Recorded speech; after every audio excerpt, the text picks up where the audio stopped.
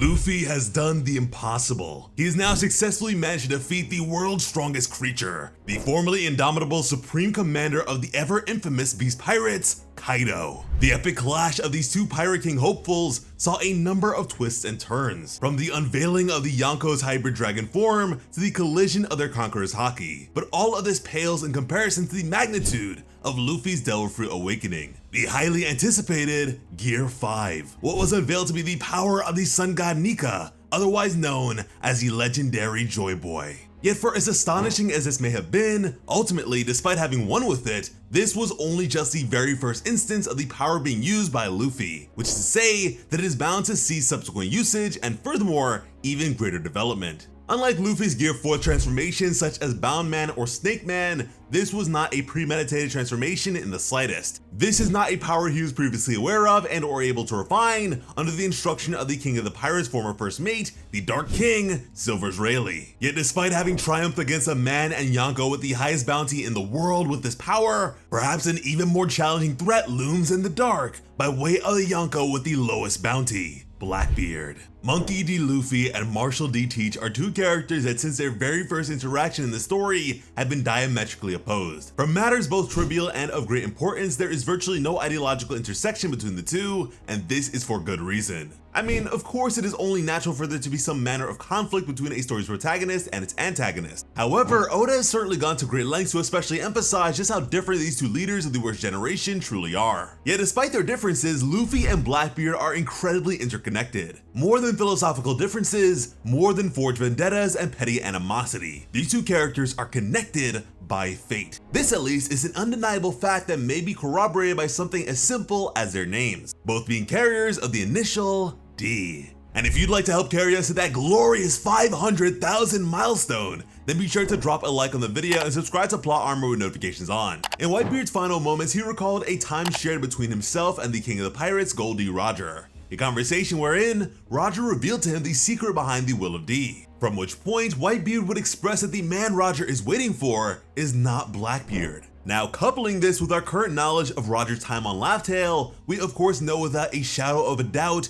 the man Roger awaits is Joy Boy, aka Luffy. Blackbeard's possession of the D initial made him a potential candidate in the eyes of Whitebeard prior to his own confirmation that this was in fact not the case. And in the very same dying breath, Whitebeard confirmed the existence of the One Piece, very much interconnecting the two subjects. Now, interestingly enough, fate is something Blackbeard is a major proponent of and has been since his earliest appearance in the series. What was made abundantly clear by way of his declaration to Luffy and company that people's dreams don't ever end. This, in essence, is the definition of fate in One Piece that may be considered in the broad sense, but especially so in the case of those who carry the Will of D. Luffy, in particular, is the culmination of many wills in the midst of coming to fruition. According to the poneglyph Joy Boy had left for the Mermaid Princess, he was certain that one day, someone would fulfill the very promise he failed to in his stead. This was not just wishful thinking. From Joy Boy's perspective, it was certain that his will would be carried out. The very same was the case with Roger's declaration of the One Piece to the world, even believing his son would be the one to fulfill this will of his. However, to quote Whitebeard, just as there are some who inherited Roger's will, someone will eventually do the same for Ace. And as such, Joy Boy's will in that sense may be considered a line of fated inheritance, going from Joy Boy to Roger to Ace to Luffy. Now, with that being said, it is to be recognized that there isn't much of a need for a will to be passed down if one is capable of fulfilling it themselves. And so, tracing things back, Ace was incapable on account of his own untimely demise, Roger was incapable as a result of unfortunate timing and his terminal illness, but what stopped Joy Boy? As a great warrior of liberation, Joy Boy is believed to have challenged those who united with intentions of subjugating and domineering the entirety of the globe, those who would later come to be known as the world government. Now, on account of the Void Century, it is hard to know any specifics of just how powerful this budding world power may have been at the time, but really, how did Joy Boy lose? All things considered, it is to be presumed that Joy Boy and his opposing forces possess not only the most ridiculous power in the world, and the aid of the Koziki clan, inventors of the indestructible poneglyphs and rulers of Wano, but also the Great Kingdom and the three ancient weapons, Pluton, Poseidon, and Uranus, the likes of which are weapons of mass destruction. I truly find it very hard to believe that Joy Boy simply lost in a straightforward sense. Yet as made evident by the unjust subjugation of Wano, despite figures like Odin clearly outmatching their opponents, nefarious schemers and betrayers may very well bring about the downfall of the righteous. More than just losing to the world government, it is our belief that Joy Boy was betrayed. I mean, Joy Boy, with the designation of his power belonging to that of the sun god Nika, along with the fact that as such a historically prolific liberator, even if only withstanding the test of time by way of solar-based iconography and oral traditions spanning across virtually all isolated regions of the world, is praised as a Jesus-esque figure, from which point those that bear the will of D, comparatively being far more obscure in regards to public recognition, may be likened to his 12 apostles. With that being said, the most infamous of the 12 is most certainly Judas the Betrayer. In Christian artwork spanning as far back as the 5th century, the depiction of halos, these circular areas of light commonly placed around the head of a holy figure, are visually similar to depictions of the sun. And wouldn't you know it,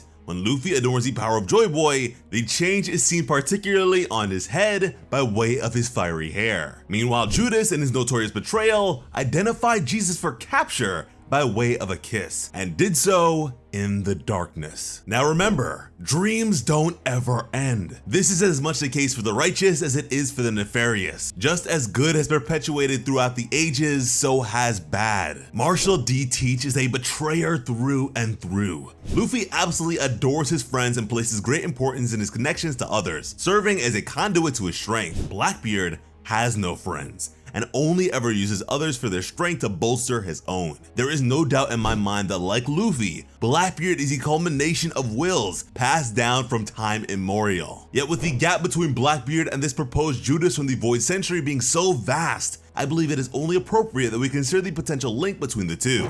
After all, a person's will is not just inherited from nowhere. Even in the case of Luffy and Roger, who had never actually met, these are two characters that Shanks conveyed to Rayleigh as having the exact same dream, which mind you was not to become the king of the pirates. That is a designation that had been bestowed onto Roger, and one that Luffy subsequently recognized to be necessary for the sake of making this shared dream a reality. The king of the pirates, spurring on the Great Pirate Era and his instruction of Shanks, most definitely made a huge impact on Luffy's life, setting him down the path he is on today. And this was the case for him from a very young age, and so that is precisely where we are going to begin when it comes to the opposite end of the spectrum with Blackbeard. Now, pretty much nothing is known about this guy prior to joining Whitebeard's crew, but trust me, we are going to figure out as much as we possibly can here, so just hold on. At the age of 12, while Whitebeard and his crew were docked somewhere in the New World, Teach, in ragged clothing, expressed the fact that he had nowhere else to go. Despite the captain's reluctance to bring a child into the fold, he ultimately folded, which is to say that Blackbeard was with this crew for nearly 3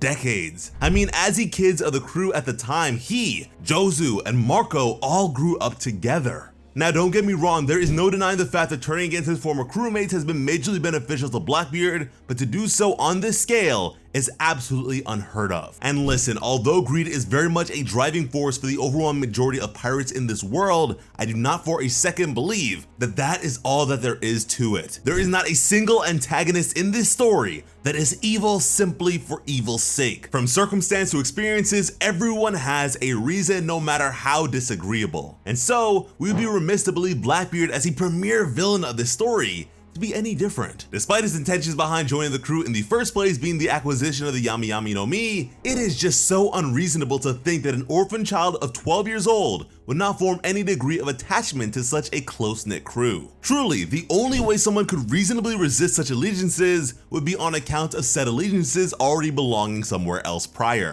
which is to say that Teach had inherited his will before joining Whitebeard's crew. Suffice to say, Blackbeard's only true allegiance is to himself. That may sound pretty straightforward and counterintuitive to my previous point, but trust me when I say it is far more nuanced than just that. Blackbeard's sins against the Whitebeard pirates are not only immoral, they are inhuman. Which certainly checks out, as according to Buggy upon first meeting the guy, he is not human, he is a monster. Now again, considering the inheritance-based juxtaposition of Luffy and Blackbeard's respective wills, with Luffy's lines possessing legends like Joy Boy and Roger, I'd like to think that our missing link would be of legendary status as well. That being said, the inability to fulfill said will on their own should serve to imply their death. And on account of these two respective wills not being isolated but instead fated to clash, they'd need to be someone the likes of Roger had gone up against in the past. Which brings us to Goldie Roger's first and perhaps greatest enemy, Rox D. Jabek, captain of the legendary Rocks Pirates. Dead pirates and or figures are hardly, if ever, shrouded in secrecy in this story. Yet funny enough, the only two exceptions to this rule have been the likes of Joy Boy and Goldie Roger. But now that we have our guy, how exactly does he connect to Blackbeard? After all, Rocks, despite having the majority of today's Yonko as crewmates,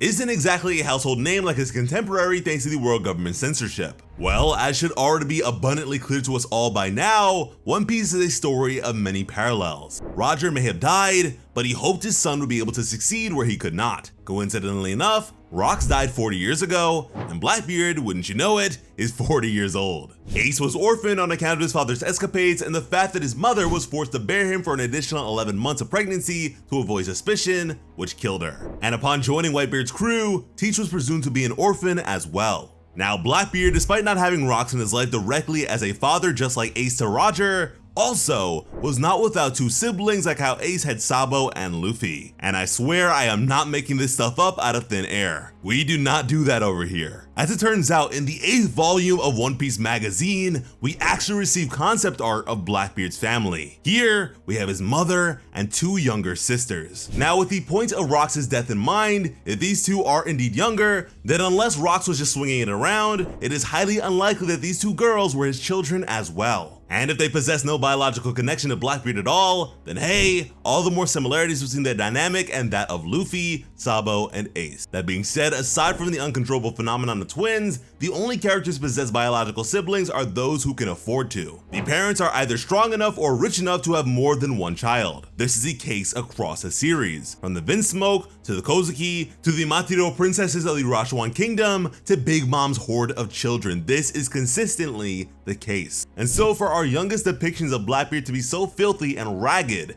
is very fascinating, and perhaps an additional indication that something went very wrong for him. Now, if Blackbeard's mother happened to be present in his life, then that would be a major difference from the upbringing of Ace, particularly in the sense that as opposed to resenting his father, Blackbeard would have been raised to appreciate him and furthermore honor his memory that had largely been wiped away by the world government. And another area in which Blackbeard differs completely from Luffy is in regards to his possession of knowledge and information. Luffy is a very feelings-based guy and mostly just goes with or against things according to his gut. Meanwhile, Blackbeard has always been rather well informed, even to the point of Nami presuming he might know a way to get to Skypiea. In fact, in SBS Volume 88, Oda expressed that if Blackbeard had to work in the real world, he would have been an archaeologist. Ergo, someone who digs up the past, which is precisely the danger the world government so feared of Rocks. As in his pursuit of power, according to Sengoku, Rocks broke too many of the world's taboos. Simply put, he knew too much. Just as Blackbeard knows too much to the point of being able to somehow possess the powers of two devil fruits at once. Speaking of which, Blackbeard was far too calculated in his desire for the Yami Yami no Mi. Like Luffy's fruit, the Hito Hito no Mi model Nika, Blackbeard's fruit possessed an associated picture in the Devil Fruit Encyclopedia, which he had memorized. This is a highly abnormal occurrence, which we have thoroughly discerned in our video on the previous users of the Gomu Gomu no Mi, so check that out when you're done with this one. Now, Blackbeard's fruit is a Logia type, so it is bound to be sought after regardless, but for him to so specifically know it to be as capable as it is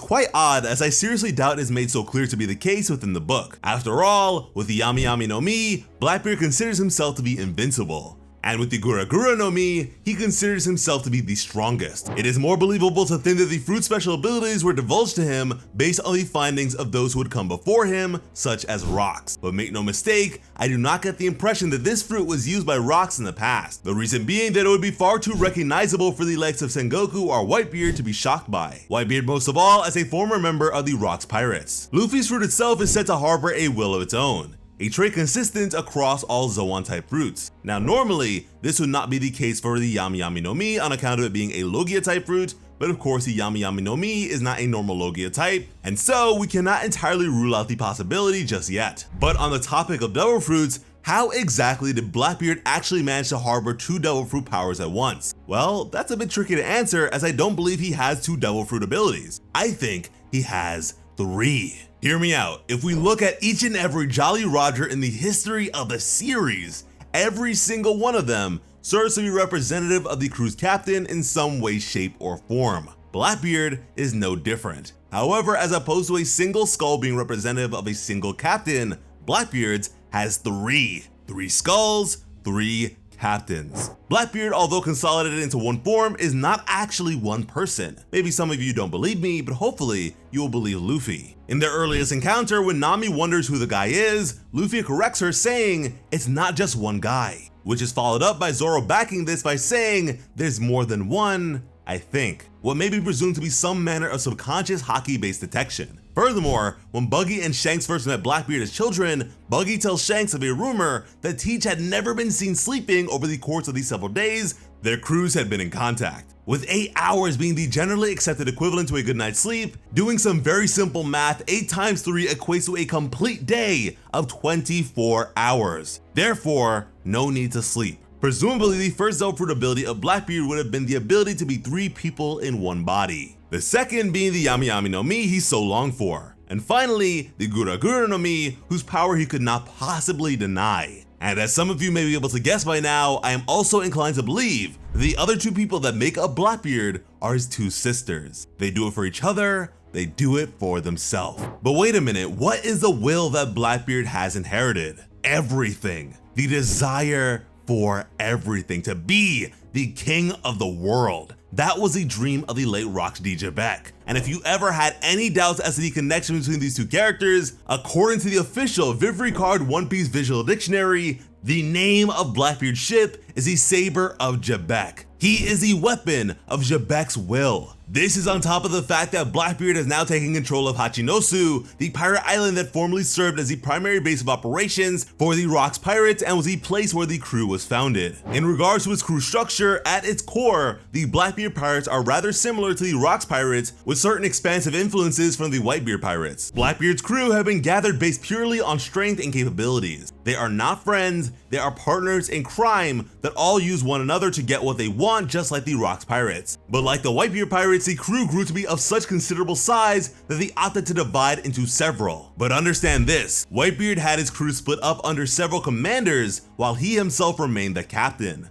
Blackbeard, on the other hand, boasting a crew of self-interested scoundrels, had them split up under captains, while he himself instead is referred to as the Admiral. Now, this may not seem like much, but is actually rather peculiar, as the only other use of the title Admiral may be seen by the likes of the Marines. And as made evident by his time as a warlord of the sea, Blackbeard has no issue using the resources of the world government to his advantage when necessary. I mean, the Blackbeard of our world's history, in fact, was once a privateer, which is essentially the real-world equivalent to the warlord system of One Piece. And if Blackbeard does indeed share the very same dream as he lay Rox of becoming the king of the world, then it makes sense as to why he'd have no issue using the world government for the sake of his own agenda, as that is precisely what the present king of the world, the mysterious Imu, holder of the empty throne, is capable of doing. Blackbeard, despite being a vicious pirate, has always had a fascinating relationship with the world government. I mean, the sheer fact that this man once possessed the lowest bounty in the world at 0 berry is certainly very odd. I mean, even Chopper, who is perceived to be the pet of the Straw Hats crew, was set at 50 berry, so what's up with Blackbeard? Well, you could say that this is the opposite extreme of the phenomenon of Luffy's Devil Fruit being suspiciously priced at 5 billion as compared to the typical 100 million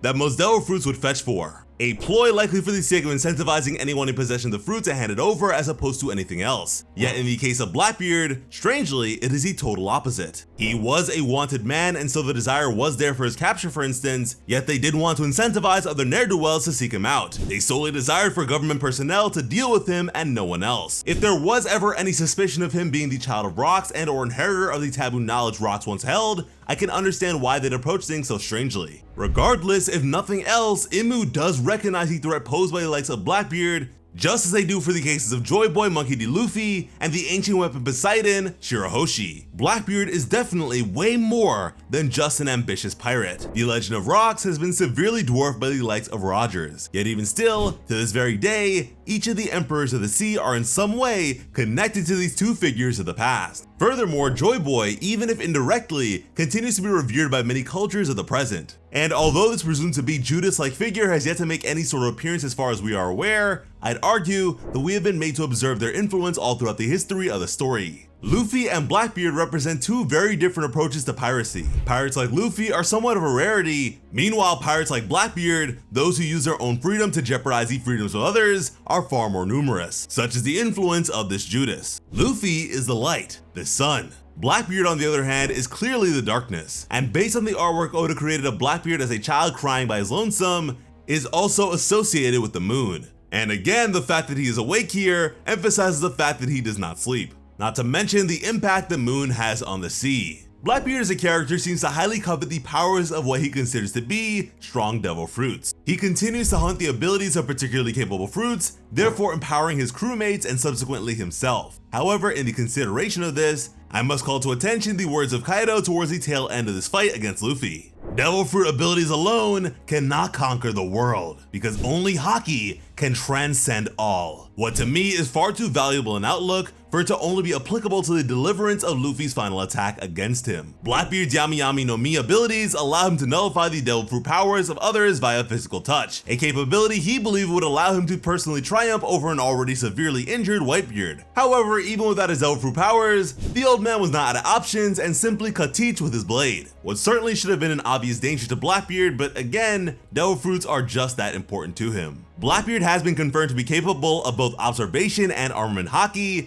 but this is yet to be the case in regards to Conqueror's haki. I find it pretty hard to imagine that he does in fact lack this ability, but if he does, that would make him the only Yonko without it. And even then, considering the man's tendency to get hurt and furthermore sustain even greater pain than a regular person on account of his Yami Yami no Mi, it is truly questionable just how great his armament haki actually is, at least in regards to the coating of his own body. This is not to say that Blackbeard should be underestimated in that regard, however, as after all, he is the very pirate responsible for providing Shanks with his infamous 3-line facial scar. Shanks being a character especially known for his haki-related capabilities. And man, the number 3 is so commonly tied to Blackbeard. 3 pistols, his birthday being August 3rd, and so on. The impending battle between Luffy and Blackbeard will determine the very fate of the world. A fated collision course of sorts heralded by the wills of those who came before them. Luffy in utter disregard of the past and demolition of the pre-established, and Blackbeard in his weaponizing of the past and acquisition of the pre-established. Whomever the victor may be, one thing is for certain: the world will be turned upside down. As always, I'm Slice of Otaku. Thank you all so much for watching and have an awesome day. I love you.